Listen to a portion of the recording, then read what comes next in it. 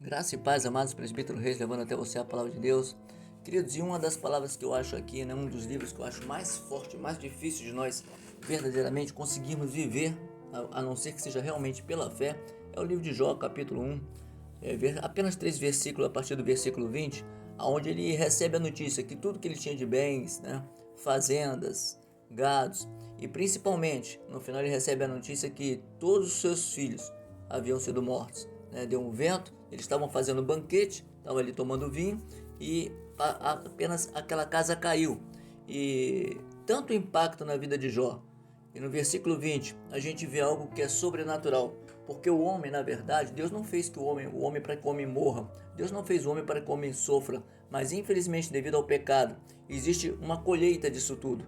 Mas ainda assim, se nós formos fiéis, e Jó entendeu isso, nós vamos ter um grande galardão, porque aqui, tendo ou não alguma coisa, tudo vai passar e tudo vai ficar. E no versículo 20, do capítulo 1 de Jó, o próprio Jó declara, olha só, ao ouvir isso, Jó levantou-se, rasgou o manto e raspou a cabeça. Então prostou-se com o rosto em terra, atenção, em adoração. Não foi em murmuração, não foi em queixa, sabe? E no versículo 21 diz assim, e disse Jó, nu saí do ventre da minha mãe, e nu partirei. O Senhor deu, o Senhor o levou, louvado seja o nome do Senhor.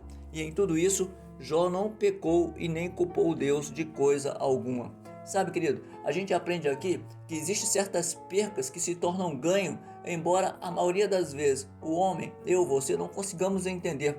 Por exemplo, um carro roubado. Quem gosta disso? Ninguém. Mas se Deus revelasse para você que lá na frente, aquela viagem que você queria com um carro que comprou novinho, ia perder a vida você e sua família, talvez você glorificasse a Deus, sabe? Estar às vezes solteiro há um bom tempo, não ter ninguém ainda que você conseguiu casar, tá? Talvez você reclame e murmure com Deus, mas será que Deus não quer te usar de uma forma que seu companheiro ou companheira iria atrasar a sua vida espiritual, a sua caminhada com Cristo?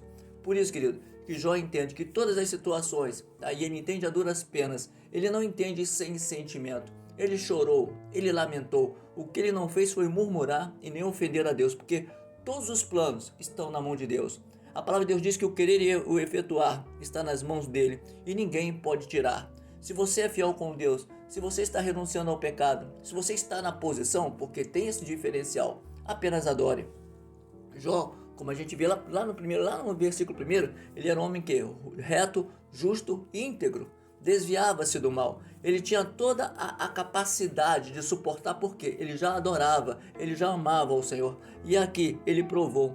Vai chegar uma hora que eu e você temos que provar realmente, talvez numa dor, a quem nós realmente adoramos. Talvez numa perca, a quem nós realmente adoramos. E a dor vem, a perca vem, mas uma coisa é certa, quando estamos voltados para o Senhor, quando estamos verdadeiramente ligados com Deus, nós vamos entender que lá na frente estamos ganhando uma eternidade e revendo, claro, pessoas que, apesar de serem a vida ceifadas de uma maneira ou de outra, nos encontraremos no céu. Essa é a promessa que Deus tem para mim e para você. Essa é a promessa daqueles que creem. Pessoas apenas vivem com os olhos nesta terra, achando que aqui, não, querido, aqui vai ter tempestade, não vai ser sempre bonança. Vai ter tempestade, vai ter lutas, vai ter perca, vai ter dor, sabe? Mas uma coisa é certa, aqueles que professam o nome do Senhor e não se rendem, não se rende às lutas dessa vida, tem uma promessa. E vou repetir o que Jó disse, ó. Jó levantou-se, rasgou o manto, raspou a cabeça, prostou-se com o rosto em terra.